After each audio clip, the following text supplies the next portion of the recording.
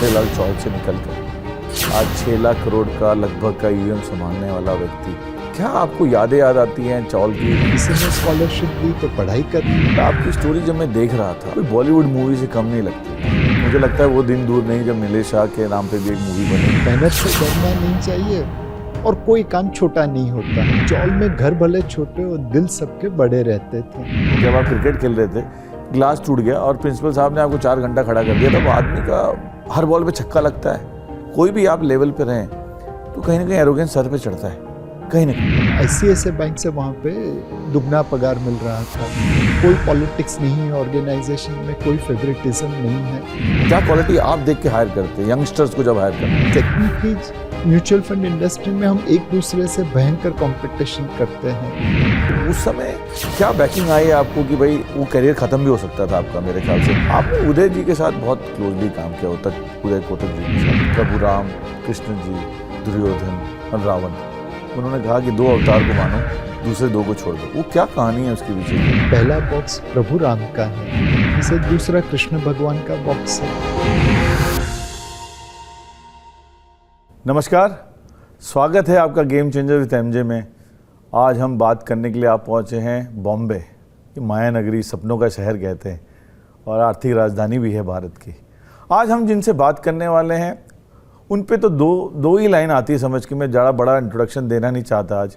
वो इनकी एक ही लाइन जो मुझे कानों में गूंजती है किसी न किसी तरीके से, भारत का रहने वाला हूँ, भारत की बात बताता हूँ। स्वागत है आपका गेम चेंजर में। आप आज मुलाकात कराने वाले हैं हम MD and CEO Kotak mutual fund के नीलेश भाई शाह से। स्वागत है आपका। Thank you so much for having me here. जैसे मैंने कहा कि भारत का रहने वाला हूँ, भारत की बात बताता हूँ। आप इंडिया की ग्रोथ स्टोरी को लेके बहुत ज़्यादा पॉजिटिव रहे हैं शुरू से। अगर हम देखें तो पिछले 250 साल छोड़ दें तो उससे पहले भारत दुनिया की सबसे नंबर 1 नंबर 2 इकोनॉमी रहा करती थी चाइना के साथ। कहते थे भारत सोने की चिड़िया है। तो कुछ तो हम में वो बात थी कि हम विश्व की अग्रसर इकोनॉमी बने रहे सदियों तक। तो इसीलिए हमारा विश्वास भारत पे हमेशा रहा है। और किसी ने खूब कहा है, यूनानो मिस्रो रोमा मिट गए सब जहाँ से, सदियों से चल रहा है कारवां ये हमारा। कुछ बात है कि हस्ती मिटती नहीं हमारी, सदियों रहा है दुश्मन दौरे जहां हमारा। तो हमारी हस्ती में कुछ बात ऐसी है कि वो हमें मजबूर करती है, विश्वास दिलाती है भारत की ग्रोथ स्टोरी के लिए। अब मैं आपसे, जैसे हमारे शो का नाम है गेम चेंजर्स, हम उन लोगों से मिलते हैं जिन्होंने रियली गेम चेंज किया इंडस्ट्री के लिए, खुद के लिए। और वाकई आपने म्यूचुअल फंड के बोला जाए तो एक वन ऑफ द अग्रणी ब्रांड एम्बेसडर पे आप जाने जाते हैं। दवानी साहब का नाम लिया जाए, मेहता साहब का नाम लिया जाए, बहुत सारे ऐसे लोग हैं, बट आपका नाम ब्राइट स्पॉट की तरह से देखा जाएगा हमेशा। बट मैं आपको अगर पीछे ले जाके कोशिश करूँ आपके बारे में जानने की, कि 250 स्क्वायर फीट चौल से, छोटेलाल चौल से निकलकर आज 6 लाख करोड़ का लगभग का ईवीएम संभालने वाला व्यक्ति, क्या आपको याद आती हैं चौल की? अगर आपने कथा मूवी देखी होगी साईं परांजपे की, बिल्कुल बिल्कुल, हमारी चौल भी बिल्कुल उसी तरह थी। उसमें भारत के विभिन्न प्रांत के लोग रह रहे थे। गुजराती थे, मराठी थे, पंजाबी थे, क्रिश्चियन थे, अलग अलग प्रांत के लोग थे, तेलुगु थे, साउथ इंडियन थे। तो हमें हमेशा चौल में यही सीखा गया कि आप घर भले छोटे रखो, दिल बड़े रखो। दिल बड़े, वेरी वेल। और मेरे पिताजी की मृत्यु जब मैं बहुत छोटा था तब हो गई थी, तो आर्थिक विडंबनाओं का हमें सामना करना पड़ा। बट चौल जो एक परिवार था, उसने हमें कभी किसी भी चीज़ की कमी महसूस नहीं करने दी। और उनकी बदौलत, उनके सहारे ये जर्नी चलती रही। और मैं इतना भाग्यशाली हूँ कि हर मोड़ पे जहाँ मुझे ज़रूरत पड़ी, कोई ना कोई सहारा देने आ गया। किसी ने स्कॉलरशिप दी तो पढ़ाई कर ली, किसी ने राह दिखाई कि फाइनेंशियल मार्केट में आ जाओ तो वहाँ पे पहुँच गया। फाइनेंशियल मार्केट में आने के बाद किसी ने हाथ पकड़ा कि डेट मार्केट ऐसे चलता है तो वो सीख लिया। किसी ने इक्विटी मार्केट सिखा दिया, तो वहाँ पहुँच गए। तो लोगों ने इतनी सहायता की कि आज मैं इस जगह पे पहुंच पाया। आपने कथा मूवी का नाम लिया, बट आपकी स्टोरी जब मैं देख रहा था, मैं लोगों से जब बात कर रहा था, रिसर्च कर रहा था, कोई बॉलीवुड मूवी से कम नहीं लगती मुझे। क्योंकि जो स्ट्रगल देख के जो हमको मूवी में दिखाया गया है कि एक हीरो आता है, स्ट्रगल करके आता है और कहाँ एक बॉम्बे जैसे शहर में अपना मुकाम बना लेता है, आपने वही मुकाम बनाया। मुझे लगता है वो दिन दूर नहीं जब नीलेश शाह के नाम पे भी एक मूवी बनेगी और आपके जर्नी को दिखाया जाएगा। पर आपने अपने फादर साहब की बात करी कि मिल वर्कर थे और बहुत कम उम्र में जब आप छोटे थे तब वो पिता का साया चले जाना, मैं समझ सकता हूँ एक बहुत बड़ी दुख विडंबना की बात होती है, क्योंकि जो समय मुंबई का उस समय रहा है। और जैसे चौल की आपने बात करी है, क्योंकि मैंने खुद से एक्सपीरियंस किया है मुंबई में, एक दिन चौल में रह के मुझे पता है मैं रात भर सो नहीं पाया था। जब मैं मुंबई में पहली बार आया था, मैंने भी एक रात गुजारी है, आपने तो पूरा समय निकाला। और 250 स्क्वायर फीट आई थिंक उसमें रहना, एक आपका बड़ा भाई और एक बहन भी होती थी अगर मैं गलत नहीं हूँ तो आपकी माँ ने किस तरीके से स्ट्रगल करके आई थिंक जो छोटे मोटे काम करके बढ़ाया। तो आप अपने पिताजी और माताजी में सबसे ज़्यादा क्लोज किसके रहे? आई एम श्योर फादर साहब को आप ज़्यादा नहीं देख पाए, तो क्या आपके मन में छवि आती है माताजी का नाम जब भी आता है आपके दिमाग में? वही है कि पिताजी के साथ तो उतना अनुभव नहीं रहा जी जी, एक धुंधली सी छवि रहती है जी। बट मम्मी जब भी मिलती है, याद करते हैं, तो उन्होंने हमेशा यही सिखाया है कि मेहनत करने से कभी डरना नहीं चाहिए और कोई काम छोटा नहीं होता। तो ये उनके पास से सबसे बड़ी सीख थी कि मेहनत से डरना नहीं चाहिए और कोई काम छोटा नहीं होता, हर काम आप कर सकते हैं। तो कुछ यादें आती हैं, कुछ स्ट्रगल किया, कुछ मिठास आती है आपके दिमाग में? मिठास ही आती है, बिकॉज चौल में घर भले छोटे और दिल सबके बड़े रहते थे। कभी भी किसी को कोई भी मुसीबत आ जाए, पूरी चौल 100-150 से ज़्यादा फैमिली एक दूसरे के सपोर्ट के लिए आ जाते। यूनाइटेड वन अम्ब्रेला है। सेलिब्रेशन हर त्योहार का हम करते थे, चाहे दीपावली हो, चाहे होली हो, चाहे उत्तरायण हो, सब मिलके खेलते थे। उत्तरायण में पैसे नहीं थे पतंग या मांझा खरीदने के, तो हम फिरकी पकड़ के लेके खड़े रहते थे। फिर उस जमाने में उसे कहता था सेल मिलेगा, कि पतंग चढ़ जाए तो फिर आपको 5-10 मिनट के लिए मिलेगा। तो चौल जो सिस्टम है वही पूरी मुंबई की बैकबोन है। यहाँ पे कहते हैं कि मुंबई में रोटला मिल जाएगा, ओटला नहीं मिलेगा। खाना मिल जाएगा, रहने के लिए नहीं मिलेगा। मैं आपसे रिजोनेट कर सकता हूँ, क्योंकि मैंने भी शुरुआत बॉम्बे से की है अपने कैरियर की। आई अंडरस्टैंड वेरी वेल कि घर होना यहाँ पे कितनी बड़ी बात होती है। बट खैर, जब मैं बात कर रहा था आपसे चौल पे, आज छोटे लाल चौल पे आपका आखिरी जाना कब हुआ? आप कभी गए रिसेंटली? 1-1.5 साल पहले ही गया था अपने बच्चों को लेके, कि यहाँ से हमने शुरुआत की थी।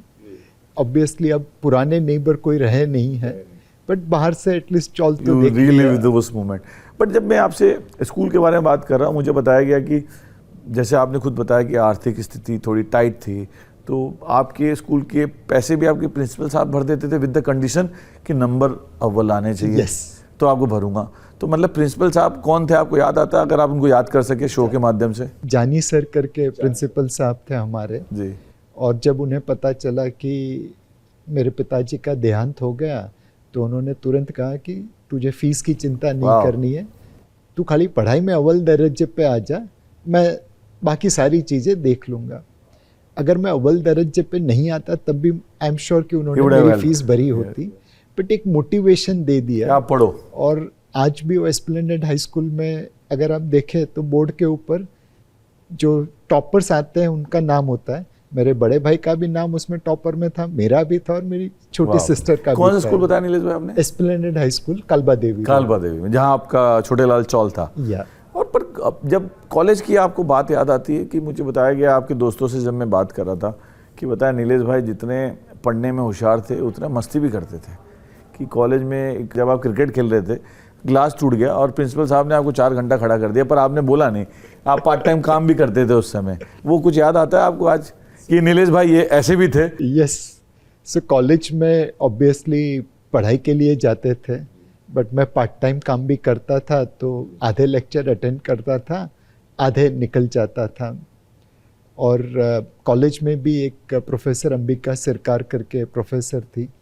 जब उन्हें पता चला कि मेरी आर्थिक हालत उतनी अच्छी नहीं है, तो उन्होंने मुझे वहाँ से स्कॉलरशिप दिलवा दी थी। तो उस समय मतलब बहुत अच्छा लगा। आज उसी स्कॉलरशिप की बदौलत हमने कॉलेज कंप्लीट की। अब मैंने और मेरे दोस्त ने जाके वहाँ पे एक चेयर चालू की है ताकि और लोगों को इस प्रकार की मदद मिल सके। Giving back, where you got it from? I agree with precisely कि विद्यादान से अच्छा दान और कोई हो ही नहीं सकता। बहुत नेक शब्द। पर आपको प्रफुल्ल भाई याद आते हैं अभी? Yes. जहाँ पार्ट टाइम जॉब 50 रुपए से चालू किया और उन्होंने बाद में आपको देख के 250 रुपए तक कर दिया। आप शायद उनको अपना मेंटर भी मानते हैं। प्रफुल्ल भाई अभी किधर हैं? कुछ अभी वो चार्टर्ड अकाउंटेंट फर्म थे, पीके संघवी एंड कंपनी। उन्होंने बहुत अच्छी तरह से मुझे सपोर्ट किया।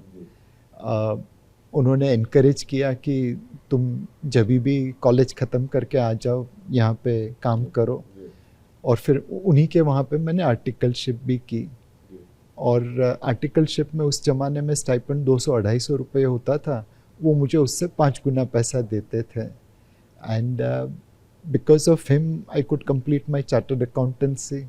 तो डेफिनेटली वो मेंटर थे। उन्होंने सारी गलतियाँ माफ़ की, अच्छी तरह से सिखाया, समझाया कि इस काबिल बन सके। तो ये अच्छी बात है कि you still remember those people who helped you in your journey. लोगों के कंधे पे रह के ही हम ऊपर पहुंचे हैं। ये तो लोग भूल जाते हैं नीलेश भाई, मैंने जो देखा है, खासकर जिन लोगों ने समय पे आपको मदद करी है, लोग अमूमन उन लोगों को भूल जाते हैं। बट ये अच्छा लगा कि आप आज प्रफुल्ल सर का नाम ले रहे हैं, जानी साहब का नाम ले रहे हैं, जिन जिन लोगों ने आपको जहाँ जहाँ मदद करी, आपको सबका नाम याद है।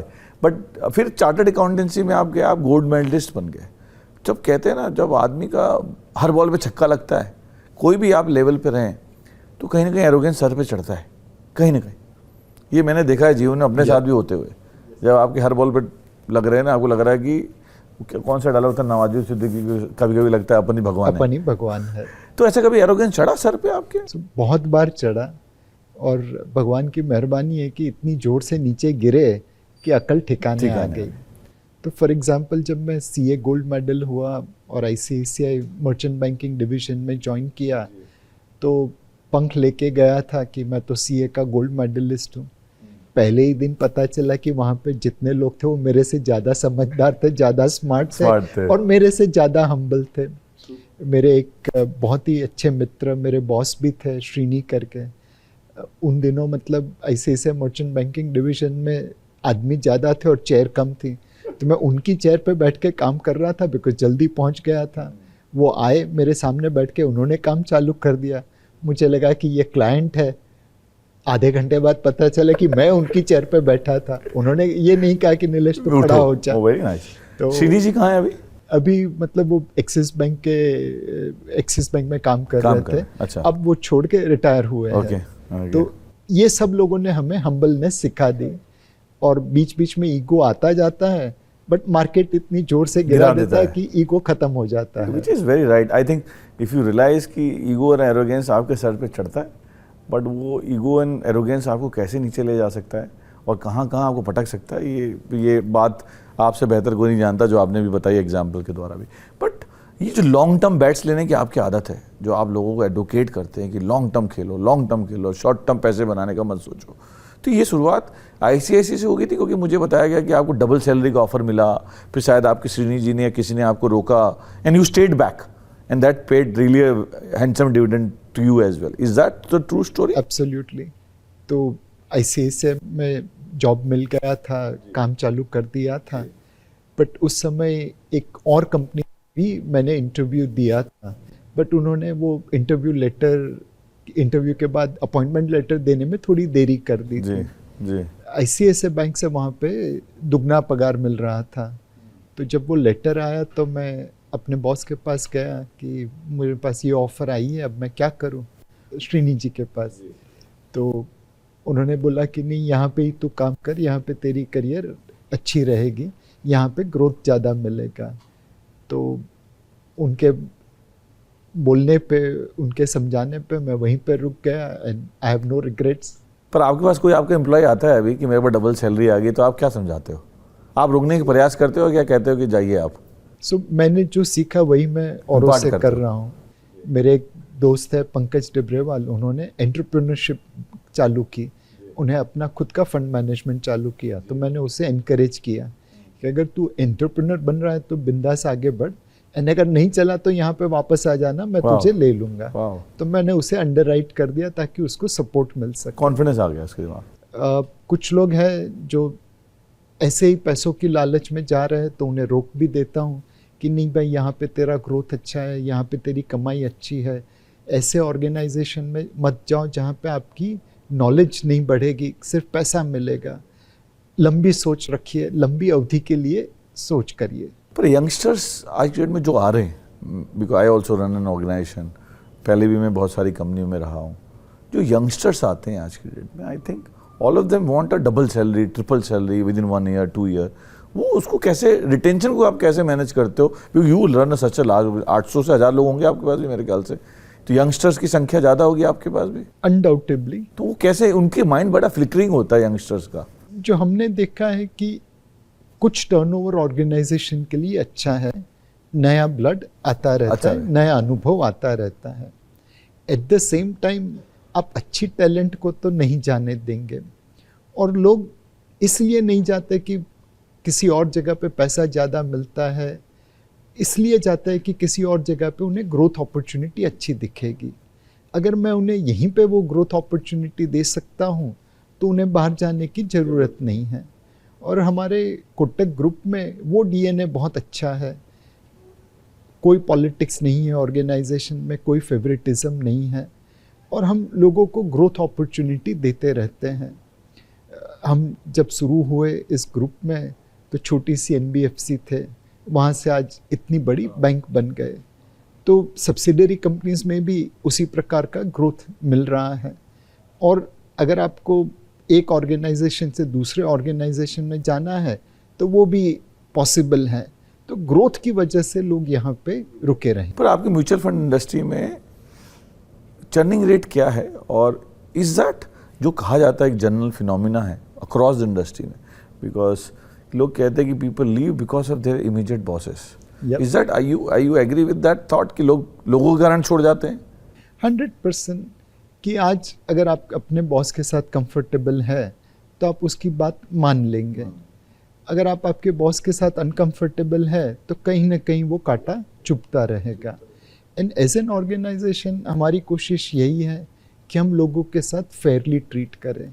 कॉम्पनसेशन देना है, फेयर रहे, ग्रोथ की अपॉर्चुनिटी देना है, फेयर रहे, कोई गलत काम नहीं करवाए, तो फिर हमारा जो बिजनेस है वो सबसे अच्छा है। अगर काम अच्छा करे तो पैसा भी मिलता है, और अच्छे काम के लिए लोग दुआएं भी देते हैं। ये आपने बहुत बड़ी बात बोली, क्योंकि मैंने आपको अक्सर बोलते सुना है ये।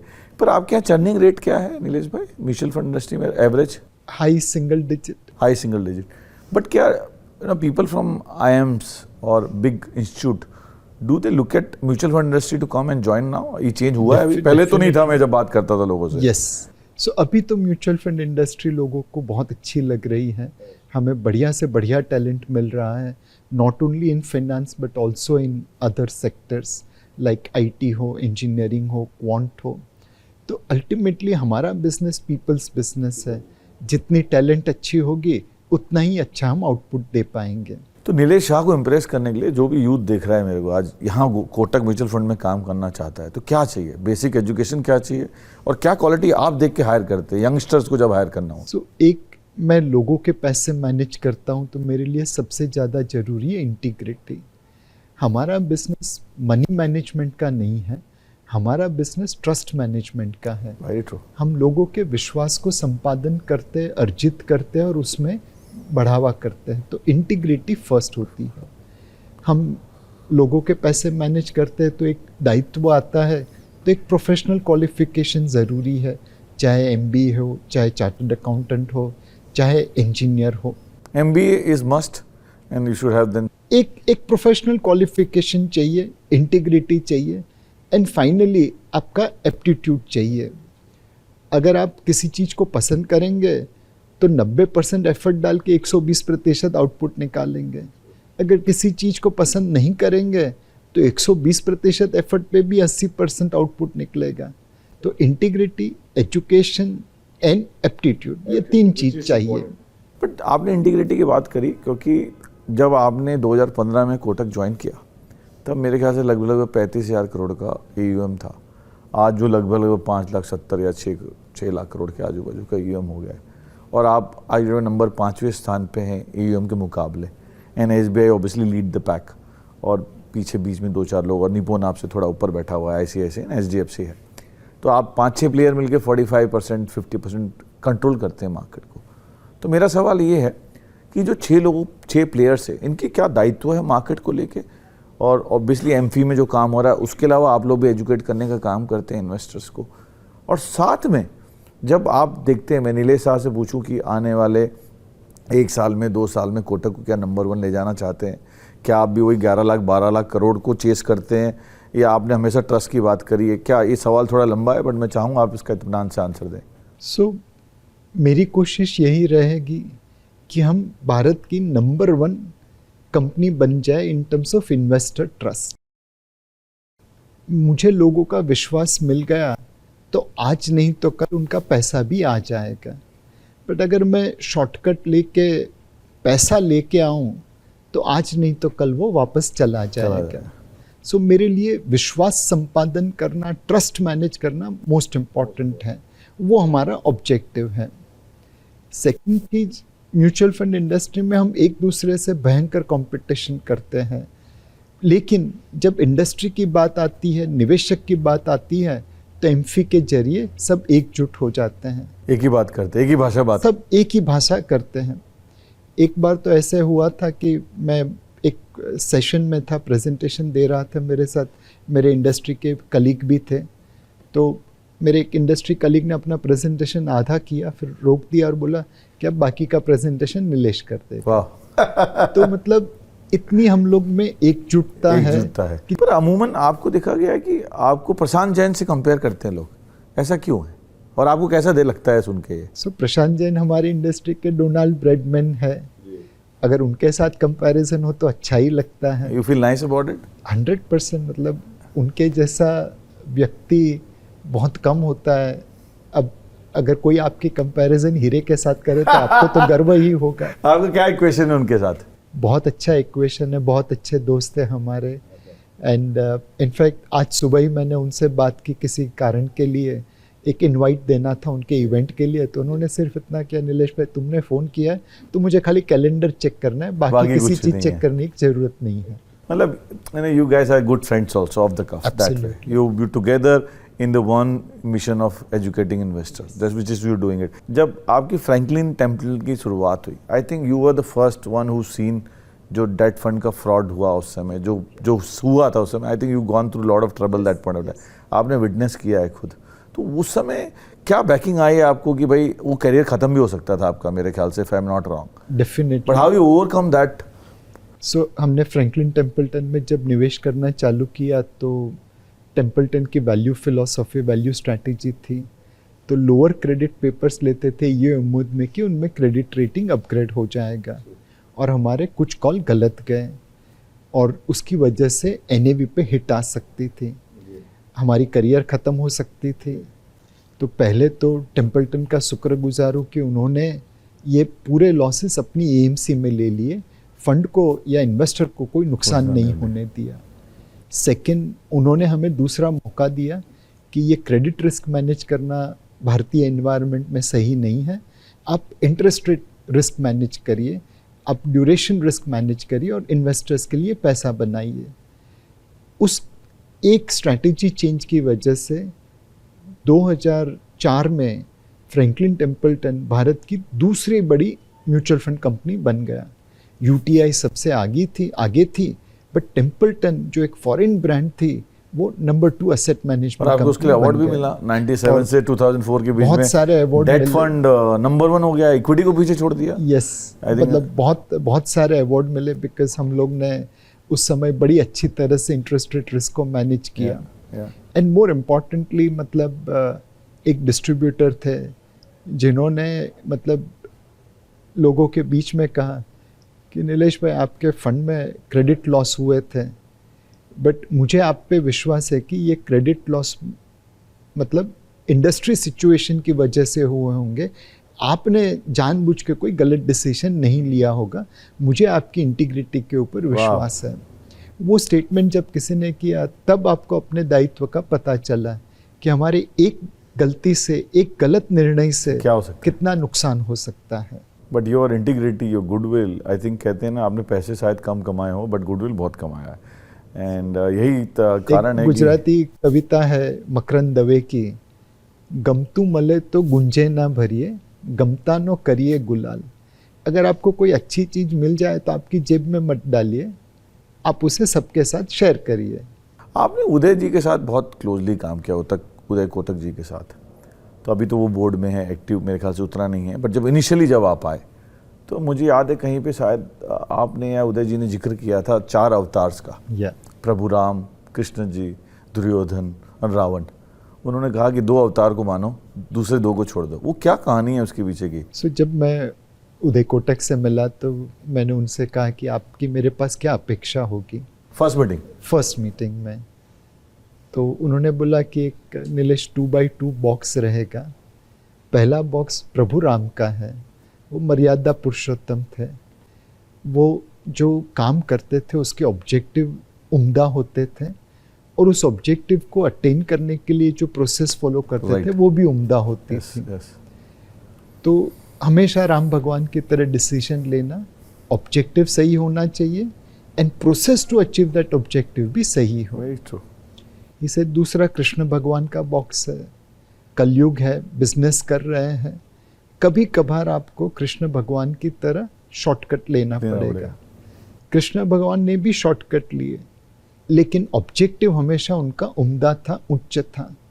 कर्ण को मारना जरूरी था, तो अर्जुन से कर्ण का वध कराने के बाद कहा कि ये आपके बड़े भाई थे। तो हमेशा मतलब जब भी डिसीजन लो, ज़्यादातर राम भगवान की तरह लेना, कभी कभार once in a while Krishna भगवान की तरह लेना पड़े, बिकॉज कलयुग है, बिजनेस कर रहे हैं, तो उसमें रहना। तीसरा बॉक्स है दुर्योधन का। दुर्योधन के गोल गलत होते थे, बट उसे अटेन करने के लिए वो प्रोसेस सही तरीके से फॉलो करता था। तो जब वो अंतिम युद्ध लड़ रहा था अपनी जिंदगी के लिए, उसने भीमसेन को बिलो द बेल्ट प्रहार नहीं किया, भीमसेन ने उसको बिलो द बेल्ट प्रहार करके मार दिया। तो कभी इतने रिजिड मत बच जाना कि ऑब्जेक्टिव क्या है वो पता नहीं चले, आप खाली प्रोसेस पे ध्यान देते रहो। और फाइनली रावण का बॉक्स है, जहाँ पे आपके गोल्स भी गलत है और प्रोसेस भी गलत है। तो कभी दुर्योधन न बनना, कभी रावण नहीं बनना, ज़्यादातर राम भगवान की तरह डिसीजन लेना और कभी कभार कृष्ण भगवान की तरह।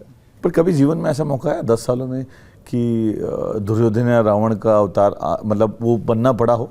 आया कभी ऐसा 10 सालों में? ऐसे मौके तो कई आए, बट क्लैरिटी बहुत थी कि एक हमें ट्रस्ट अर्जित करना है, हम लॉन्ग टर्म के लिए हैं, शॉर्ट टर्म के लिए नहीं हैं।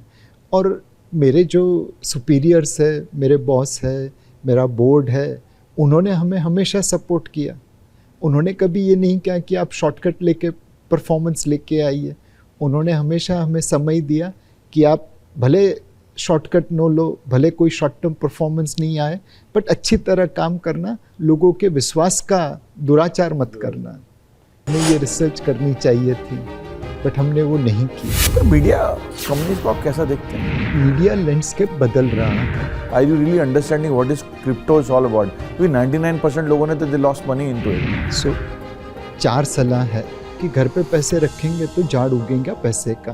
डर लगता है कि मैंने पैसा लगाया, मार्केट गिर गया। टोटल 45,000 से ज़्यादा डिस्ट्रीब्यूटर हैं। डिस्ट्रीब्यूटर बनने के लिए क्या क्वालिफिकेशन चाहिए और कितना महीने में एवरेज कमा लेगा? अगर कोई बंदा ग्रेजुएट है या कोई दुकान चला रहा है, पार्ट टाइम काम करना चाहता है। सो म्यूचुअल फंड डिस्ट्रीब्यूटर बनने के लिए आपको एक प्रोफेशनल एग्जाम तो क्लियर करनी पड़ती है। People have made tens of crore. आपको घूमना है तो इंडिया के बाहर ना जाए, स्वदेशी अपना। इंक्विजिट है मोदी जी बहुत। मोदी जी को एक लाइन में डिफाइन करना तो क्या बोलेंगे एज ए लीडर? अभी जब ये एडवाइस की बात हो रही तो मुझे एक किस्सा याद आ रहा है आपका। एक फाइनेंशियल एनालिस्ट ने आपको एडवाइस दी कि एक बहुत बड़ी मीडिया कंपनी में, न्यूज़पेपर में आप इन्वेस्टेड थे, मेजर शेयर था आपका उसके अंदर, पर उसकी एडवाइस पे वो एडवाइस ये थी कि दूसरे कंपटीशन से उसका प्राइस एडवर्टाइजिंग का ज़्यादा था। तो आपने तुरंत बेच दिया और प्रॉफिट कमा ली। तो आपको दिमाग में एडवाइस की वैल्यू कितनी है? तो वो डिसीजन आप जब पलट के देखते हैं, where that company stand now? So वो हमारा डिसीजन सही था एक्चुअली। मतलब मैंने खुद ने ये रिसर्च करनी चाहिए थी, बट हमने वो नहीं की। जब किसी एनालिस्ट ने हम पे मेहरबानी करके वो बात भी बताई, तो मैंने पहले उसे रिजेक्ट कर दिया, उसको अनसुनी कर दिया। उसका शुक्रगुजार हूँ कि वो मेरी ऑफिस आया मेरे ना बोलने के बाद भी, और मुझे उसने प्रूव करके दिखाया कि मैं कितना गलत था। जब आपकी गलती आपकी आंखों के सामने आ जाए तो ऑब्वियसली फिर आप उसको नकार नहीं सकते, और जितनी रेक्टिफाई कर सकते कर दिए। तकदीर बहुत अच्छी थी और उस एनालिस्ट का साथ था कि हम प्रॉफिट पे निकले उस जगह से। आज भी वो कंपनी कुछ खास नहीं कर पा रही है। पर अभी मैं आपको से ये पूछना चाह रहा था, आज के डेट में जो मीडिया कंपनी आप ट्रैक करते हैं जो लिस्टेड है, because since I come from media company only, I also work with lot of them in the past, how do look at them right now? आपको लग रहा है कि मीडिया कंपनी में इन्वेस्ट करना, जब आप इन्वेस्ट करते हैं म्यूचुअल फंड के through, is that the future you see it in the traditional media companies right now? How are they doing right now according to you? Traditional media company let's say print के ऊपर होगी, television के ऊपर होगी। जो future media company वो ज़्यादातर digital पे होगी। अब ट्रेडिशनल चलेगा या डिजिटल चलेगा ये कहना मुश्किल है, बिकॉज दोनों के लिए एक बिजनेस मॉडल है। तो हमें तो उस हाइब्रिड मीडिया कंपनी में इन्वेस्ट करना है जो ट्रेडिशनल कस्टमर को भी सर्व कर रही है, साथ साथ फ्यूचर के कस्टमर्स को भी सर्व कर रही है। Have you invested anywhere through your this thing? You invested in the media company? हमारे म्यूचुअल फंड में हमने कुछ मीडिया कंपनी में निवेश किया है और मॉडल हाइब्रिड रखा है कि वो आने वाली जनरेशन के साथ डिजिटली कनेक्ट है और जो करंट जनरेशन है उनके साथ physically connect. But how do you look at now Reliance, the play what Reliance is doing right now? जो Reliance का play है एक्चुअली में, जैसे Colors, Star, everything is merged and they become one of the largest media organization in the country. You see that the future is bright and the consolidation will happen in media. जैसे Zee और Sony का merger था, that didn't happen. पर अभी लग रहा है consolidation होना तय है। So globally अगर देखें तो मीडिया लैंडस्केप बदल रहा है। एक ज़माने में वीडियो कैसेट का बोलबाला था, जो कंटेंट प्रोवाइड करते थे वीडियो कैसेट के जरिए, जो डिस्ट्रीब्यूट करते थे उनका बोलबाला था। आज OTT का बोलबाला है, कल पता नहीं क्या होगा। तो कंसोलिडेशन हमेशा इंडस्ट्री में होता रहेगा, स्केल के लिए, साइज के लिए, एंड ये मीडिया ही नहीं बाकी और इंडस्ट्री में भी हो रहा है। हमको हर वर्ग के लोग देखते हैं, तो 20 साल वाले बंदे को, 40 साल की उम्र वाले को और 60 साल वाले, जो 3 वर्ग के लोग हमें देख रहे हैं आज, तो आप उनको एक एक लाइन की सलाह क्या देना चाहेंगे? 4 सलाह है। एक, income minus expenses equal to savings मत फॉलो करिए। Income minus savings equal to expenses follow करिए। त्रेवट त्रीजो भाई, बचत आपका तीसरा भाई है। सेकंड, बूंद बूंद से सागर बनता है, तो भले छोटी मात्रा में ही सही बट निवेश चालू कर दीजिए। तीसरा, जल्दी का काम शैतान का, शॉर्ट टर्म नहीं, तो शॉर्ट टर्म कॉल मत लीजिए, लॉन्ग टर्म के लिए निवेश करिए। And fourth and most important, asset allocation के धर्म को फॉलो करिए। जो पिछले 6 महीने में सबसे ज़्यादा रिटर्न दिया है उसमें निवेश मत करिए। एक बैलेंस पोर्टफोलियो बनाइए, डेट है, इक्विटी है, रियल एस्टेट है, गोल्ड है, सिल्वर है। वो कंबाइंड असेट एलोकेशन वाला पोर्टफोलियो आपके लिए महंगाई को आउट परफॉर्म करना चाहिए। बस सिर्फ ये 4 चीज़ें फॉलो करिए। Very nice, you should beat inflation. But मेरे को ना एक थोड़ा बेसिक सा सवाल है, क्योंकि मैं भी खुद म्यूचुअल फंड में इन्वेस्ट करता हूँ और काफ़ी दिनों से कर रहा हूँ। मैं ये सवाल अपने डिस्ट्रीब्यूटर को हमेशा पूछता हूँ कि आप हमेशा मेरे पास वो 6 महीने पुराना वाला डेटा क्यों लेके आते हो, या 1 साल पुराना वाला डेटा क्यों लेके आते हो कि ये चल रहा है। आप मुझे फ्यूचरिस्टिक बताओ कि क्या चल रहा है। ये अमूमन मैंने अक्रॉस इंडिया में जितने भी डिस्ट्रीब्यूटर से बात किया है, all of them are good friends, they are doing very well, but ये कॉमन है कि वो वही बात कर रहे हैं कि ये चल रहा है। आप इसमें डालिए नंबर 1। नंबर 2, आपके पोर्टफोलियो में कितने म्यूचुअल फंड होने चाहिए। तो आपके लिए golden device mutual fund invest करने वालों के लिए क्या है, और जो डिस्ट्रीब्यूटर हमें देख रहे हैं उनको आप क्या बोलना चाहते हैं कि वो किस तरीके से रियल गाइडेंस दे। कई बार आपको पिछले परफॉर्मेंस दिखाना पड़ता है ताकि आप उसकी बात सुने जी। और फिर जब वो आपको एक प्लान बना के देता है तो वो वही फंड रेकमेंड करता है जो उसे लगता है कि अगले साल, अगले 2-3 सालों में परफॉर्मेंस डिलीवर करेगा। कई बार आज भी म्यूचुअल फंड डिस्ट्रीब्यूटर की अहमियत को लोग समझते नहीं हैं। हमारे यहाँ पे लोग सेविंग्स करना जानते हैं, हमारी ग्रॉस सेविंग्स 30-35% रही है, बट उस सेविंग्स का निवेश करने में हम गलत कर जाते हैं। आज तक किसी ने घर पे पैसों के झाड़ उगते देखे नहीं है, पैसे डबल नहीं हुए। लेकिन पूरे भारत में लोगों की कमी नहीं है जो ये मानते हैं कि घर पे पैसे रखेंगे तो झाड़ उगेगा पैसे का। जो टोटल इन्वेस्टमेंट म्यूचुअल फंड में हुआ है, आज हमारा टोटल AUM 75 लाख करोड़ है, उसमें मार्क टू मार्केट गेन तकरीबन 40 लाख करोड़ होगा, तो टोटल इन्वेस्टमेंट मतलब 30 लाख करोड़ हुआ। उससे ज़्यादा तो लोगों के पास करेंसी नोट घर पे पड़ी है। म्यूचुअल फंड में लोगों ने पैसों के झाड़ उगते हुए देखे हैं, करेंसी का किसी ने नहीं देखा, आज फिर भी लोगों ने करेंसी में ज़्यादा पैसे रखे। क्यों करते हैं ऐसा नीलेश भाई, आपको क्या लगता है? वो लगता है कि कंटीजेंसी फॉर अर्जेंसी में चाहिए तो मैं निकाल लूँगा घर से? नहीं, एक डर लगता है कि मैंने पैसा लगाया, मार्केट गिर गया। अब आप शॉर्ट टर्म को क्यों देखते हैं, आप लॉन्ग टर्म को देखिए, अपने आप पैसा बन जाएगा। तो ये जो शॉर्ट टर्म वॉलेटिलिटी होती है, उसके डर के मारे लोग सही तरीके से निवेश नहीं करते।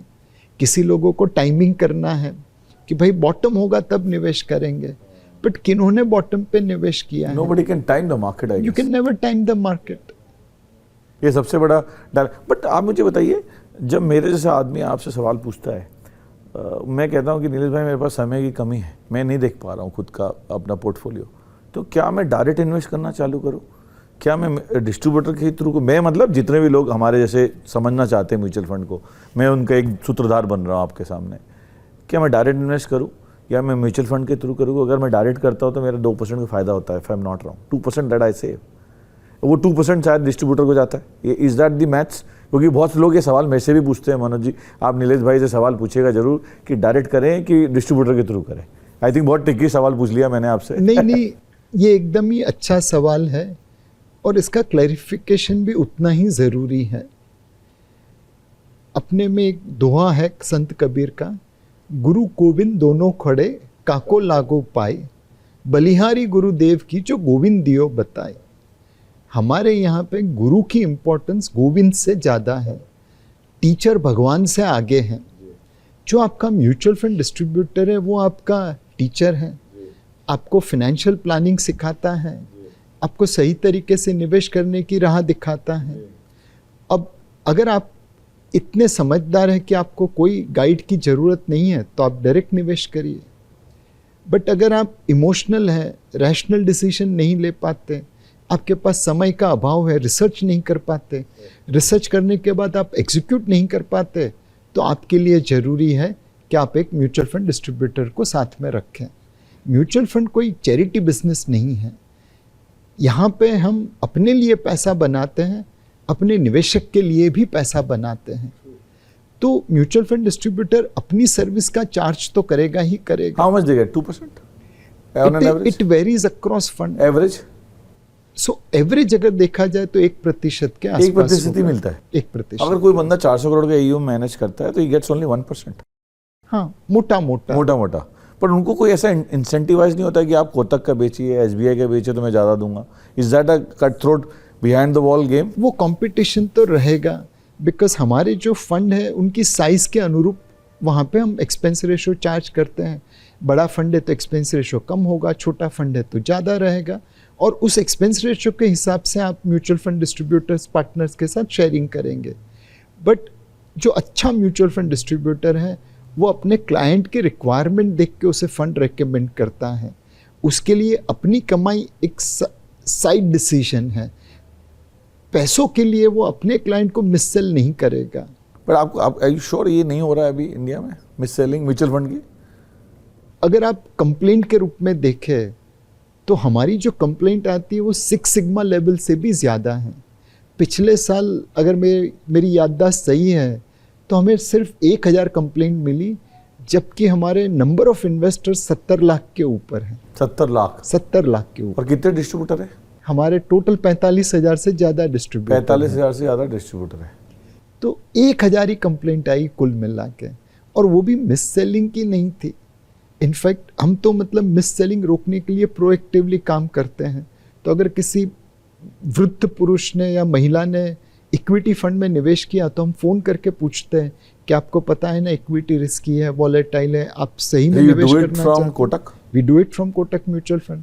हमारा एक इक्विटी लिंक सेविंग स्कीम है जहाँ पे 1.5 लाख के ऊपर आपको टैक्स बेनिफिट नहीं मिलता। किसी ने उससे ज़्यादा पैसा डाल दिया तो हम उसे फ़ोन करते हैं कि भाई आपको पता है ना कि टैक्स बेनिफिट सिर्फ 1.5 लाख रुपए के लिए है, आपने ज़्यादा निवेश कर दिया है।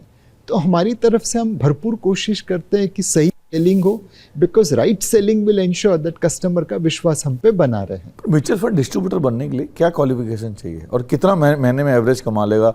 अगर कोई बंदा ग्रेजुएट है या कोई दुकान चला रहा है, पार्ट टाइम काम करना चाहता है, जैसे LIC चालू हुआ था इंडिया में, आई थिंक म्यूचुअल फंड की शुरुआत है, क्योंकि जो मैं सेबी का भी रिसेंट सर्वे पढ़ रहा था, I think about 6.7% household ही कर पा रहे हैं। 93% still doing on this old method what you spoke, currency पे, फिक्स डिपॉजिट पे and all that. There is huge scope. तो is that you see it's happening on mutual fund, और क्या क्वालिफिकेशन म्यूचुअल फंड डिस्ट्रीब्यूटर बनने के लिए चाहिए? So mutual fund distributor बनने के लिए आपको एक प्रोफेशनल एग्जाम तो क्लियर करनी पड़ती है, एमफी का, जो एमफी NISM सर्टिफिकेशन करता है। अगर आप इंटरेस्टेड है, पैशनेट है तो बहुत ही ईजी है। अगर आप इंटरेस्टेड नहीं है तो आपके लिए मुश्किल रहेगा। तो उसके लिए प्रिपरेशन करनी चाहिए नीलेश भाई? 100%। आप किसी भी एग्जाम के लिए बगैर प्रिपेयर्ड कैसे जा सकते हैं? और कितने मार्क्स का एग्जाम होता है वो? मोर इम्पोर्टेंटली प्रोफेशनल एग्जामिनेशन तो एक स्टार्टिंग पॉइंट एमफी है। का आपको एक नंबर मिल जाता है, फिर आपको एमफी से एक आपको कोड मिलेगा, distribution code. But more importantly आप में लोगों के साथ कनेक्ट होने की क्षमता होनी चाहिए। म्यूचुअल फंड डिस्ट्रीब्यूटर आपका एक सहायक है। जैसे आप फैमिली डॉक्टर के पास जाते हैं बीमारी के समय, तो सबसे पहले आप उनको देखते हैं, उनको देख के आपका दर्द आधा कम हो जाता है, वो फैमिली डॉक्टर अच्छा। म्यूचुअल फंड डिस्ट्रीब्यूटर में बिल्कुल वैसा ही है। आप उनके पास जाते हैं, उनको देख के उसकी जो कनेक्शन होती है वहीं से आपका आधा काम खत्म हो जाना चाहिए। somebody who knows it. But Nilesh भाई अभी क्या हो रहा है, मैंने बहुत लोगों को पार्ट टाइम म्यूचुअल फंड करते देखा है अभी, कि दिन में नौकरी कर रहे हैं, शाम को मुझे फ़ोन आ जाता है, मनोज भाई आइए, आपको मैं म्यूचुअल फंड के बारे में कुछ बताना चाहूँगा। हालांकि मुझे पता होता है, बट आई स्टिल गो कि because I know this guy, he is asking me to come. But you think that mutual fund can be a part time business? See, it can be a part-time business, it can be a full-time business. ये दोनों model यहाँ पे चल सकते हैं। Most important है आप लोगों के साथ कनेक्ट हो सकते हैं, आपके पास बेसिक मिनिमम क्वालिफिकेशन है कि नहीं, और तीसरा क्या क्वालिफिकेशन है नीलेश भाई इसके लिए? बेसिक जो प्रोफेशनल एग्जाम क्लियर करनी है वही। और पढ़ाई कितनी होनी चाहिए? 12th पास भी चले? आप 10th पास होके, अच्छा आप 10वीं पास हैं तो भी आप इसके बन सकते हैं, एग्जाम देके कर सकते हैं। बिकॉज निवेश के लिए जो कॉमन सेंस ही चाहिए, बिजनेस की भाषा चाहिए, बिजनेस की भाषा चाहिए, कॉमन सेंस चाहिए। निवेश के लिए मतलब बहुत ज़्यादा एजुकेशन जरूरी नहीं है। You should know the मैंने language. ऐसे कई लोग देखे अच्छे से अच्छे निवेशक जो उतने पढ़े लिखे नहीं हैं बट उन्हें बिजनेस समझ आता है। पर एवरेज कितना कमा लेता है डिस्ट्रीब्यूटर आपके हिसाब से, जो लोग कैरियर बनाना चाहते हैं? सो इसमें तो समंदर की तरह 2-2.5 लाख रुपए इजीली बन जाए महीने के। आप कितनी मेहनत करेंगे और कितना समय देंगे उस पर डिपेंड। अगर आप ये चाहो कि मैं आज म्यूचुअल फंड डिस्ट्रीब्यूटर बनूं, आज ही पैसा बनाने लगूं, वो नहीं होगा। ये बिरबल की खिचड़ी है, समय लगता है। पर आपने हाईएस्ट कितना बनाते देखा है किसी डिस्ट्रीब्यूटर को? Because you been in the industry for a long time. I mean, people have made tens of crore also. Yes. 10-10 crore रुपए महीने के ऐसे भी लोग देखे आपने जो 10 करोड़ रुपए म्यूचुअल फंड डिस्ट्रीब्यूटर होकर बना रहे हैं। हाँ, मतलब इंडिविजुअल लेवल पे नहीं, कंपनी लेवल पे तो बना ही लेते हैं, but individually tens of crore साल में लोगों ने बनाए हैं। अभी जैसे लास्ट ईयर अगर हम देखें मार्केट को, निफ्टी ने 3% से ज़्यादा का रिटर्न दिया नहीं। ऊपर से ट्रम्प साहब कभी लेफ्ट से उठते हैं तो 50% कर देते हैं, राइट से उठते हैं तो 100% कर देते हैं, और मार्केट से इसमें प्रेशर है। और आई थिंक सरकार ने अपने लेवल पे, आदरणीय मोदी जी ने अपने लेवल पे बहुत काम किया है। GST कटाया 50,000 करोड़ आई थिंक अभी आ गया सिस्टम में। लगभग जो मैं समझता हूँ, यू कैन करेक्ट में, 5 से 6 लाख करोड़ रुपए सिस्टम में डालने की सरकार कोशिश कर रही है। फिर 8th पे कमीशन आ रहा है। All that is boosting the consumption. अब जो सरकार इतना पैसा दे रही है, जो लोग देख रहे हैं हमें, मुझे ये समझ में आता है अगर वो लोग इंडिया में खर्चा नहीं करेंगे इस चीज़ को तो वो सब बेईमानी हो जाएगा। yep. आपको क्या, आप किस नज़र से देखते हैं? क्या आप सरकार के काम से खुश हैं इसमें कि जो सरकार कदम उठा रही है? अगर हम पिछले 11 साल को देखें तो 2014 में भारत विश्व की 10वीं सबसे बड़ी अर्थव्यवस्था था। आज वो चौथे नंबर पे पहुंच गया। 11 साल में अगर हमने 6 रैंक आगे बढ़ाई तो हमने कुछ तो अच्छा काम नंबर 1 किया बनने से कोई नहीं होगा। हो सकता भारत को। नंबर 1 के लिए लंबी जर्नी है, बट नंबर 3 चाइना इमीडिएट है। नंबर 3 तो 2-3 साल के अंदर हो ही You think that we can जाएगा। achieve? हम जर्मनी को ओवरटेक कर लेंगे, Which is a 5 trillion crossing it? Rounded off $5 trillion, otherwise 4.8 या 4.7 ट्रिलियन डॉलर। तो हम दुनिया की तीसरी बड़ी अर्थव्यवस्था बन जाएंगे।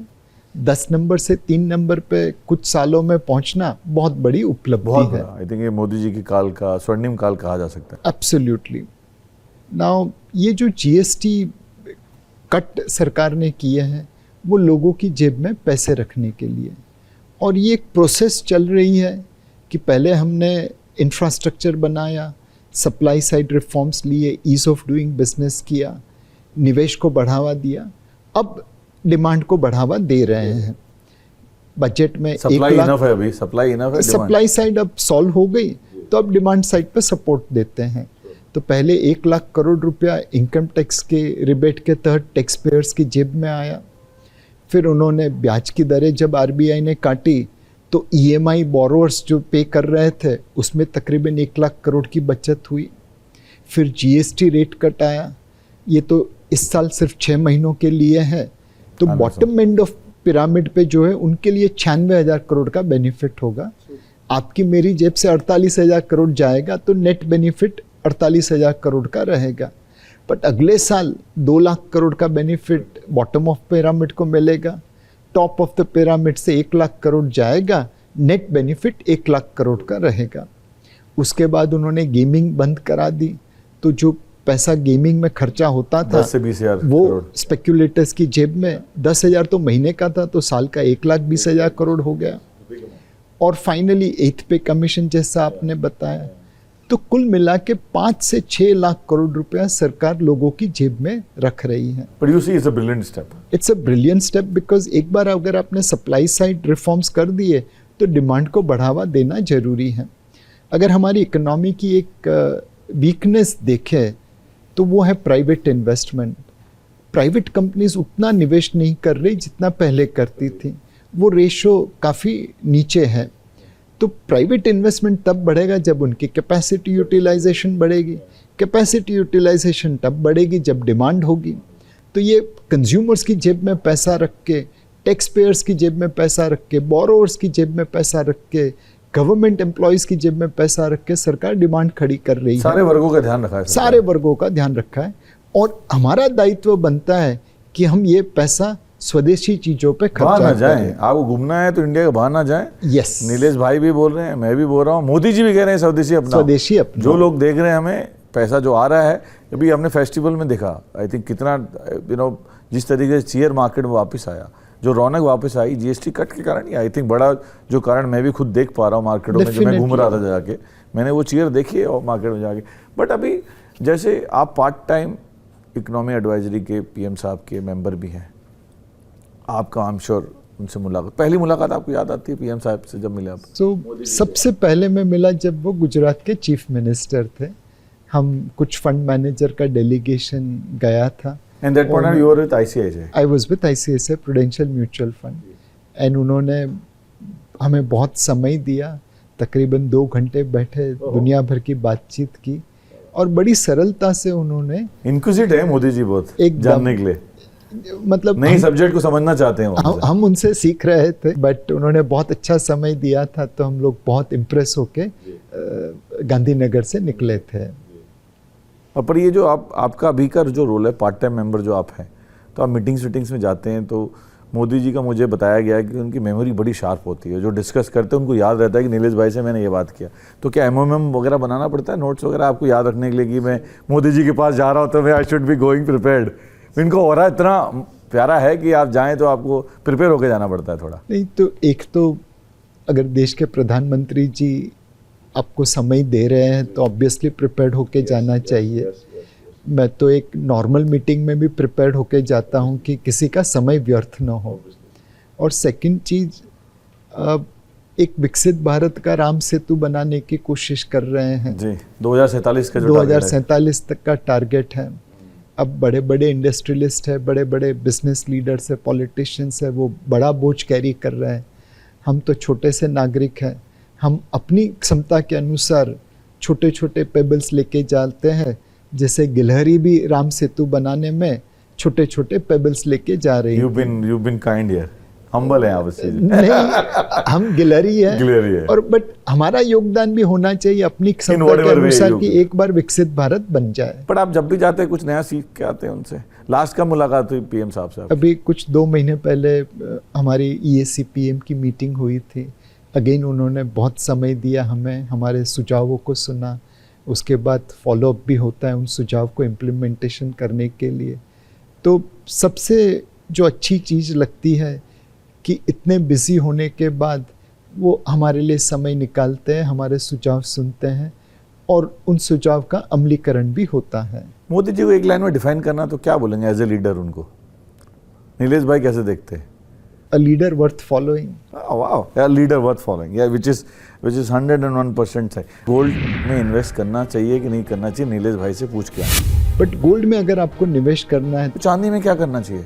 तो चांदी के दाम बढ़ सकते हैं। पर आपके कुछ डिस्ट्रीब्यूटर ना आपसे थोड़े नाराज हैं। जब मैं इनसे बात कर रहा था, मैं नाराजगी के कारण बताता हूँ। दुबई वाले फिनोमेना का जो इतना चल पड़ा है अभी, आधी इनकम टैक्स में चलेगी। पहले तो दुख भी होता था कि इतना सारा टैक्स भर रहा है। लोग तो ये भी कहते हैं कि नीलेश भाई के पास 400 करोड़ रुपए के स्टॉक पड़े हुए हैं। भगवान ने उतना दिया है जितनी मेरी जरूरत। पर आपकी सासू माँ वाला एक ही टी शर्ट पहन के क्यों आता है? आपकी तीसरी बेटी के बारे में बताइए। वो हमारी तीसरी बेटी है। पुराने गाने गाते हैं तो एक कोई भी लाइन गुनना है तो मैं आपके साथ गाने की मैं भी प्रयास करूँगा। अब एक बर्निंग क्वेश्चन पे आता हूँ मैं आपसे। ये जो मेरी वाइफ ने मेरे को सवाल दिया है आपसे पूछने के लिए स्पेसिफिकली, गुजराती है हमारी वाइफ। उन्होंने बोला गोल्ड में इन्वेस्ट करना चाहिए कि नहीं करना चाहिए, नीलेश भाई से पूछ के आना। और गोल्ड ETF में नहीं डालती है। मैं इनको बहुत पीछे पड़ा हूँ उनके, गोल्ड ETF लेना चालू। उनको क्या हाउस वाइफ के जो मेंटालिटी है, गोल्ड लिया घर में रखा। तो गोल्ड जो सेंट्रल बैंक्स ले रही हैं हर जगह की, मेरा मानना है ये कब तक लेंगे? किसी न किसी दिन तो पलट के आगे डंप करेंगे मार्केट में। जब डंप करेंगी तो मार्केट क्रैश होगा तो गोल्ड कितना तक जाएगा? आज 1,27,000 1,30,000 है। तो आपको क्या लगता है गोल्ड, क्योंकि ये सवाल बहुत दिमाग में है, मेरे दिमाग में भी है। तो हम लोग गोल्ड के ऊपर 2020 से बुलिश हैं। उससे पहले हम नेगेटिव भी थे। एंड पहली बार 2020 में देखा कि गोल्ड की जो माइनिंग कॉस्ट है वो इतनी बढ़ गई है कि $1,200-1,400 के आसपास वो कमर्शियली वायबल नहीं रहेगी। सप्लाई कम हो जाएगा अगर प्राइस नहीं बढ़े तो ऑटोमेटिकली प्राइस बढ़ सकता है। वो कॉल 2020 में तो सही गिरा, 2021 में नेगेटिव रिटर्न आ गया तो गलत गया, बट फिर भी हमने वो कॉल जारी रखा। 2022 में जब रशिया यूक्रेन युद्ध शुरू हुआ तो हमने देखा कि रशिया के $500 बिलियन FX रिजर्व जो उन्होंने यूरोपियन देशों में रखे थे वो फ्रीज हो गए। उसके ऊपर का ब्याज यूक्रेन को जा रहा है लड़ाई लड़ने के लिए। तो यूक्रेन रशिया के पैसों से रशिया के खिलाफ जंग लड़ रहा है। यह देख के हमें लगा कि अब दुनिया भर के सेंट्रल बैंक अपने फॉरेन एक्सचेंज रिजर्व्स को डाइवर्सिफाई करेंगे। रशिया के पास जो $150 बिलियन का सोना पड़ा था वही उनका रियल रिजर्व रह गया। 2022 से हम गोल्ड के ऊपर और बुलिश हो गए, यही उम्मीद में कि सेंट्रल बैंक गोल्ड खरीदती रहेंगी और उसकी वजह से गोल्ड के दाम में बढ़ोतरी होती रहेगी। पिछले 3 सालों में उन्होंने तकरीबन 1,000 टन सोना खरीदा जो नॉर्मली भारतीय हाउसवाइफ खरीदती हैं। तो दुनिया में इतना सोना नहीं है कि सेंट्रल बैंकर्स और भारतीय हाउसवाइफ दोनों की डिमांड को मीट कर पाए। अभी भी हमारा गोल्ड के ऊपर व्यू पॉजिटिव है, बट गोल्ड में अगर आपको निवेश करना है तो सेंट्रल बैंक एक्टिविटी पे हर महीने पे ध्यान रखनी पड़ेगी। सेंट्रल बैंक क्या कर रहा है? Till the time they continue to buy, जब तक वो खरीदते रहेंगे, जिस भाव पे वो खरीदते रहेंगे वहाँ पे गोल्ड भाव सपोर्टेड रहेगा। पर अगर मैं आपसे एकदम लेमन वाली भाषा में, सिंपल भाषा में पूछूं जो लोग हिंदुस्तान समझता है, कि आज से 6 महीने और 1 साल में गोल्ड का प्राइस क्या देखते हैं नीलेश भाई? सो ये हमारे पास कोई क्षमता नहीं है कि हम 2 लाख जाएगा, लोग कहते हैं 2 लाख का प्राइस जाएगा ये गोल्ड। किसी न किसी दिन पहुंच जाएगा। कब पहुंचेगा ये मत पूछिए, बट उसे वहां पे पहुंचने के लिए सेंट्रल बैंक को खरीदी जारी रखनी बट पड़ेगी। आपको पहुंचते दिख रहा है, कब पहुंचेगा आप ये नहीं बता रहे। प्रोवाइडेड सेंट्रल बैंक खरीदारी करता रहे। अच्छा, उसको ट्रैक करना है। निवेश के मामले में आपको मॉनिटरिंग करना बहुत ज़रूरी है। जब आप एक अच्छा बीज लगाते हैं, एक पौधा बनाते हैं, प्लांट करते हैं, तो आप उसकी ध्यान तो रखते हैं, खातिरदारी तो करते हैं। तो उसी तरह आपके पोर्टफोलियो को ध्यान रखना पड़ेगा। गोल्ड की तेजी सेंट्रल बैंक बाइंग से चालू हुई है, अगर वो बेचने आ गए तो ऑब्वियसली दाम गिरेंगे, बट उनके पास बेचने के लिए इतना सारा माल है, आप उससे पहले ही निकल सकते हैं। तो मॉनिटर करना ज़रूरी है। आपको लग रहा है कि शायद एक बार थोड़ा करेक्शन आया अगर if they dump, but then again it can go up. उनकी एक्टिविटी प्राइस को इन्फ्लुएंस करती तो रहेगी। नीलेश भाई ने अभी गोल्डन रूल बता दिया कि सेंट्रल बैंक को आप ट्रैक करते रहिए, if they continue to buy the gold price will definitely go up. अब दूसरा बर्निंग क्वेश्चन सिल्वर है। सिल्वर में क्या हो गया, पहले दिवालियों में हम देखते थे, हम किसी घर जा रहे थे, हम चांदी का सिक्का लेके जाते थे शगुन के तौर पे। अब तो चांदी का सिक्का ले जाना भी मुश्किल हो गया है, वो 1.5 लाख ऊपर चला गया, 170 चला गया, मिल नहीं रहा था चांदी अभी। तो चांदी में क्या करना चाहिए? सो चांदी पे भी हमारा व्यू पॉजिटिव है। चांदी में इंडस्ट्रियल डिमांड है, सोलर पैनल, इलेक्ट्रिक व्हीकल। जी। दूसरा, वहाँ पे सेंट्रल बैंक की खरीदारी हो सकती है। सऊदी अरेबियन सेंट्रल बैंक ने कुछ सिल्वर खरीदा है। अब वो ट्रेडिंग कॉल है, इन्वेस्टमेंट कॉल है, वो आपको मॉनिटर करना पड़ेगा। बट अगर सेंट्रल बैंक की खरीदारी चांदी में होती है तो ये सोने पे सुहागा हो जाएगा। इंडस्ट्रियल डिमांड है, ऊपर से सेंट्रल बैंक आ गई तो चांदी के दाम बढ़ सकते हैं। अगर सेंट्रल बैंक नहीं खरीदता तो इंडस्ट्रियल डिमांड उसे धीरे धीरे पुश करती रहेगी, बट बहुत ज़्यादा तेजी, बहुत बड़ी तेजी नहीं हो पाएगी। नीलेश भाई को अगर गृहिणी सुन रही हैं तो चांदी और सोने में किस पे बैट लगाना चाहिए, अगर एक घर की महिला कोई देख रही है तो? अगर आप ये चीज़ें मॉनिटर करने वाली है तो दोनों में लगा दीजिए। अगर आप इसे मॉनिटर नहीं करने वाली है तो मेरा एक ही रिकमेंडेशन रहेगा कि आप मल्टी एसेट एलोकेशन फंड में निवेश करिए। आप अगर रईस आदमी है तो आपको प्राइवेट बैंकर इन्वेस्टमेंट की सर्विस देगा। पर महिलाएं नहीं समझती नीलेश भाई इस चीज़ को। अब मैंने जैसे शुरुआती सवाल की gold ETF, my wife is very well educated, okay, still she doesn't understand ETF, तो उनको वो चाहिए फिजिकल फॉर्म में, गोल्ड चाहिए हाथ में। मनोज भाई, हमें उनका विश्वास संपादन करना है, हमें उन्हें कन्विंस करना है कि आप गोल्ड अपने घर में रखे, चोरी का डर रहता है, लॉकर में रखें तो कुछ हो जाए, लॉकर में रखे तब भी बैंक की जवाबदारी नहीं है, आपकी रिस्पॉन्सिबिलिटी है। आप ETF से खरीदेंगे तो वो वो गोल्ड कस्टोडियन के पास होगा, उसके ऊपर अर्थक्वेक प्रूफ शेल्टर होता है, 24/7 सिक्योरिटी रहती है, इंश्योरेंस पॉलिसी ली हुई है। सेकंड, आप जब छोटी मात्रा में गोल्ड खरीदते हैं तो आपको ट्रांजैक्शन कॉस्ट ज़्यादा देनी पड़ती है। आप हमारे पास खरीदे तो ट्रांजैक्शन कॉस्ट उसके सामने कम हो जाएगी।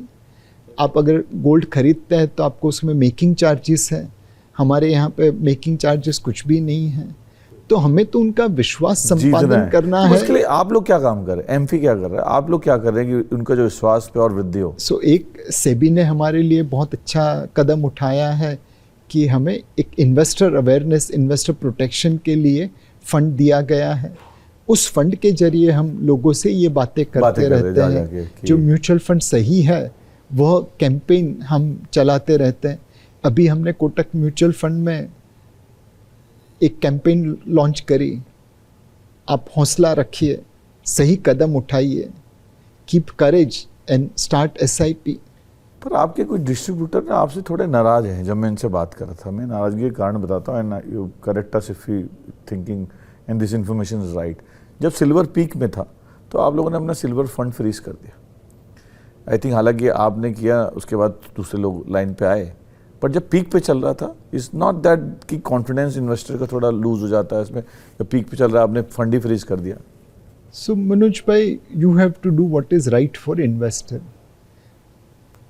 उस समय जो स्पॉट सिल्वर थी, जैसा आपने कहा, फेस्टिवल सीजन की डिमांड की वजह से प्रीमियम पे ट्रेड होने लगी। तो मेरे जो Kotak silver ETF fund of fund था, उसमें जो इंपोर्ट पैरिटी प्राइस सिल्वर की थी, उसके ऊपर 10% प्रीमियम पे सिल्वर ट्रेड हो रहा था। दैट मीन्स अगर सिल्वर 100 रुपये का है तो वो निवेशक जो मेरे फंड में निवेश करेगा उसे 110 रुपये में मिलेगा। मैं अपने इन्वेस्टर का 10% प्रीमियम नुकसान क्यों करूं?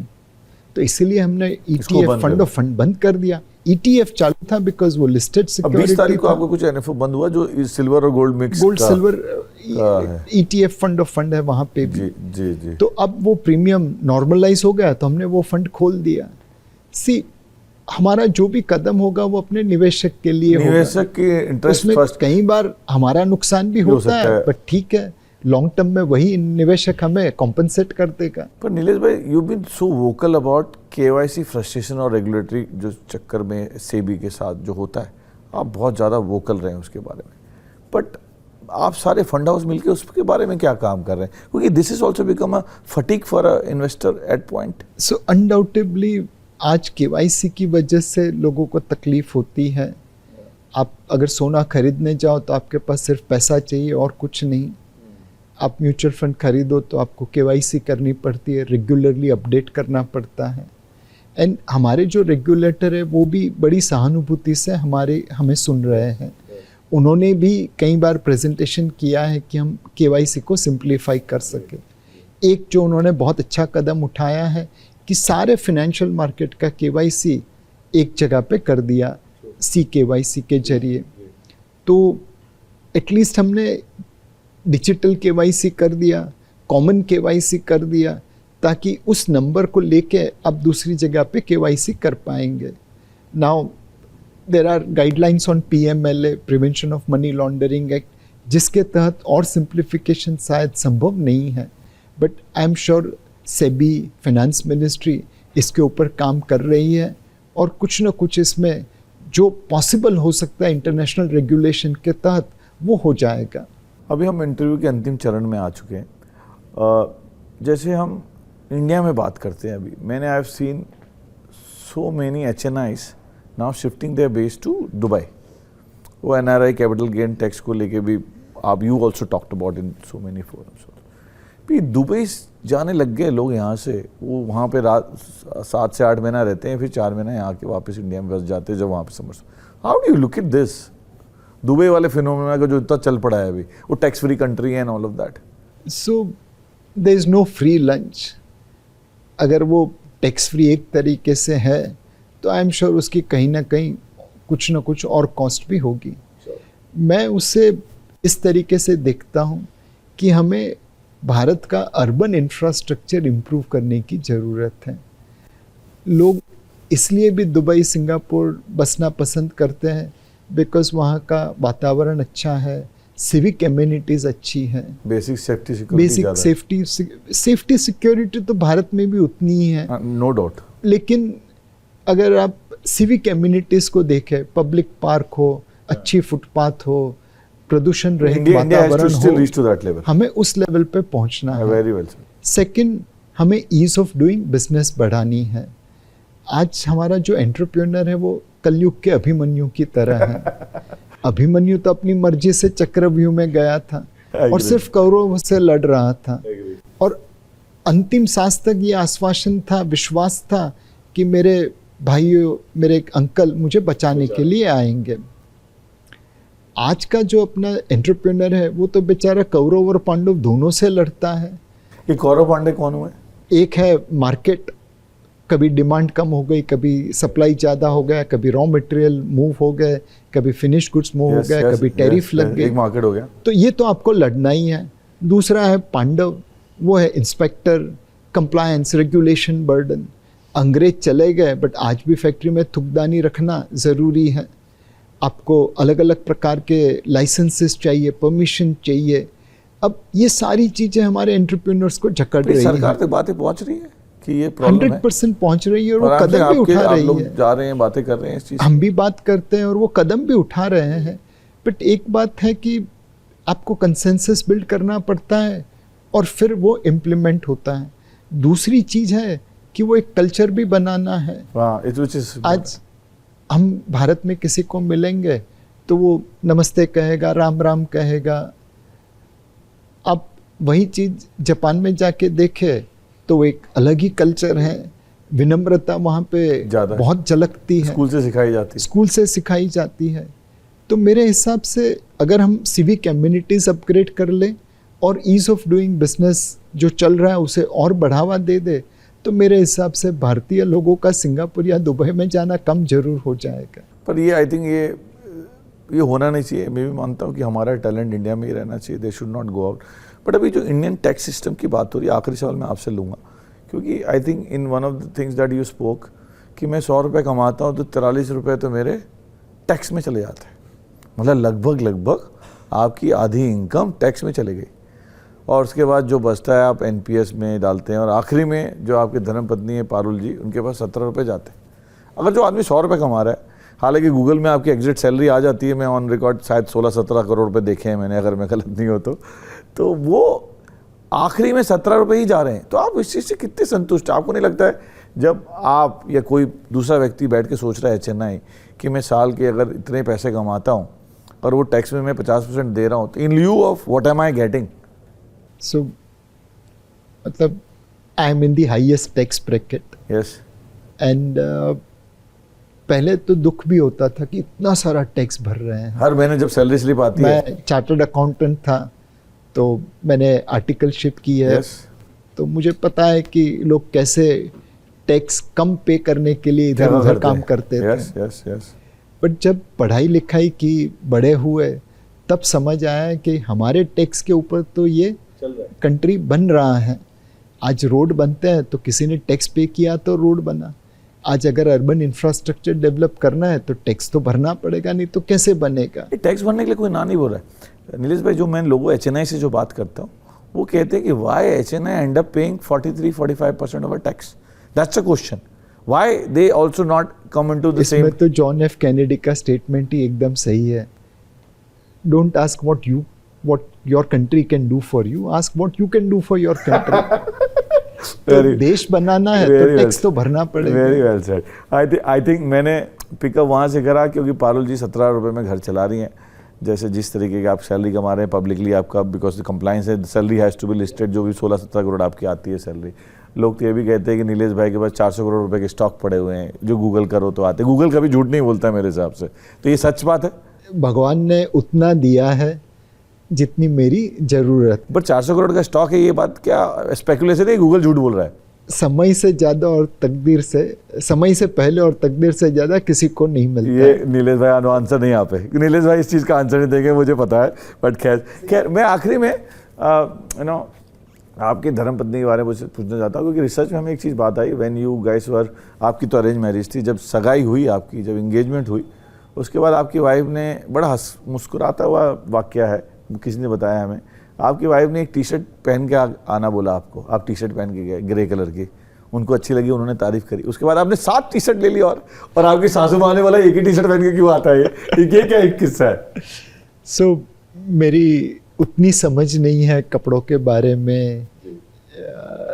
कुछ हद तक चाइल्डहुड में जो दूसरों ने कपड़े दिए वही पहन के बड़ा हुआ हूँ, तो कभी ये टेस्ट डेवलप नहीं हुआ, न खाने के बारे में न कपड़ों के बारे में। तो वाइफ ने जो कहा कि ये कलर की टी शर्ट अच्छी है, तो मैंने साथ, नहीं समझ कम थी इसलिए ये किया। नहीं बट ठीक है, I think that's brings a smile on your face also in our viewers also whoever watching it. आपकी तीसरी बेटी के बारे में बताइए। मैंने कहीं पढ़ा है कि आपकी 3 बेटियां, 2 तो मुझे पता है बायोलॉजिकल बच्ची हैं आपकी, एक तीसरी बेटी कौन है ये सब जानना चाहते हैं। मेरी बड़ी बेटी अमेरिका पढ़ने के लिए गई तो छोटी बेटी ने एक स्ट्रीट डॉग को अडॉप्ट किया। Street dog, wow. एंड हमने उसका नाम रखा है एनाबेथ। एंड वो हमारी तीसरी बेटी है। घर में वो हमसे ज़्यादा रहती है, तो उसे लगता है कि हम विजिटर है और वो घर की मालकिन है। मैं कोविड के समय में घर से इंटरव्यू देता था, तो कई बार वो भी अपना बयान देती थी।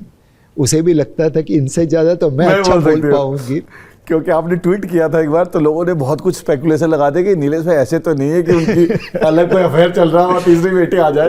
तो इसलिए मैंने क्लैरिफाई कर लिया। आखिरी में जाते थे आपसे रैपिड फायर के 2-4 क्वेश्चन लेंगे नीलेश भाई, बहुत it's pleasure talking to you. आपके फेवरेट एक्टर और एक्ट्रेस कौन है ऑल टाइम? हमारी जनरेशन में तो अमिताभ बच्चन ही हमेशा फेवरेट रहे। एक्ट्रेस के रूप में मतलब मुझे मधुबाला जी बहुत अच्छी लगी। No better than Madhubala, she is my favourite too. Best holiday destination India में और इंडिया के बाहर कौन सा आपका? सो जहाँ पे फैमिली आपके साथ हो वो सबसे अच्छा हॉलीडे डेस्टिनेशन। इंडिया का कोई बताइए आपको पसंदीदा जगह। सो उम्र के साथ साथ वो बदल रहा है। अभी फिलहाल अब मतलब हम लोग सोच रहे थे कि इस बार अगर छुट्टी लेंगे तो काशी विश्वनाथ जाएंगे। वाह, गुजराती डिश पे सबसे अच्छी कौन सी लगती है आपको? गुज्जू भाई तो खाने के मामले में ज्यादा ही शौकीन पैदा हुए होते खाने हैं के लिए। और वो दिख भी रहा है। Look at mine too. तो हर चीज अच्छी लगती है हमें What do तो, you like? थेपला, हर चीज Everything खाने के गुजराती। मामले में सब अच्छा लगता नॉर्थ है। इंडियन खाना कोई पसंद है आपको? हर खाना अच्छा जो आ लगता जाए है। अच्छा, वो अच्छा है। जो मिले वो खा कोई लेते फजी हैं। नहीं है आप। आपकी लाइफ का आहा मोमेंट क्या रहा? सबसे आहा मोमेंट जो आपकी लाइफ का कह सकता हूँ एक लाइन में, क्या होगा वो? सो जब बेटी को पहली बार देखा, बड़ी बेटी को पहली बार देखा, वो सबसे अहम मोमेंट था। पहली बच्ची को जो अपने हाथ में। और फेवरेट मूवी क्या रही इंग्लिश में आपकी? सो अगेन समय के अनुसार बदलती रहती है, बट अब आनंद मूवी जो अमिताभ बच्चन और राजेश खन्ना के थे, ऋषिकेश मुखर्जी के, Very nice. वो बहुत अच्छी लगती है। बाबू मोशाई, जिंदगी लंबी नहीं बड़ी होनी चाहिए। एक ऐसी चीज जो आप अनलर्न और रीलर्न करना चाहेंगे? सो आज भी इतने सालों के अनुभव के बाद मैं इन्वेस्टमेंट डिसीजन इमोशनली लेता हूँ, हमेशा रैशनली नहीं लेता। सो एक ये सीखना चाहूँगा कि कैसे अपने इमोशन पे काबू रख सकूँ, कैसे सारे डिसीजन सिर्फ रैशनली ले पाऊँ। और आज से 10 साल बाद नीलेश भाई क्या करते मिलेंगे मुझे? यही काम करते रहेंगे। भारत का को- रहने वाला हूँ। भारत की बात जैसे मैंने करता शुरुआत हूँ। करी। वाह वाह, वेरी नाइस। नीलेश भाई, जाते जाते आपसे एक रिक्वेस्ट करेंगे। मुझे किसी ने बताया कि आपको गाने का बड़ा शौक है, आप पुराने गाने गाते हैं, तो एक कोई भी लाइन गुनगुना है तो मैं आपके साथ गाने की मैं भी प्रयास करूंगा। मतलब अगेन समय के साथ गाने बदल रहे हैं, जी। बट ये गाना आजकल याद आ रहा है। ए मालिक तेरे बंदे हम, ए मालिक तेरे बंदे हम, नेकी पर चले और बदी से बचे, ऐसे हो हमारे करम। तो बस नेकी की राह पे चले और बदी से बचे रहे। जैसा कि आपने देखा, आज हम बॉम्बे में नीलेश भाई से बात करने आए थे।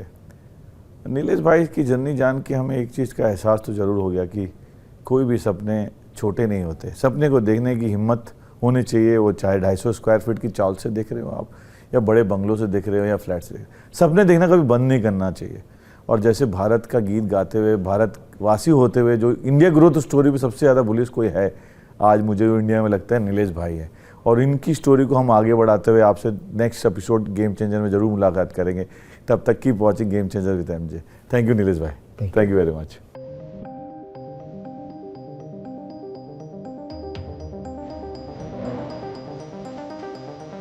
BTS cut it down. BTS.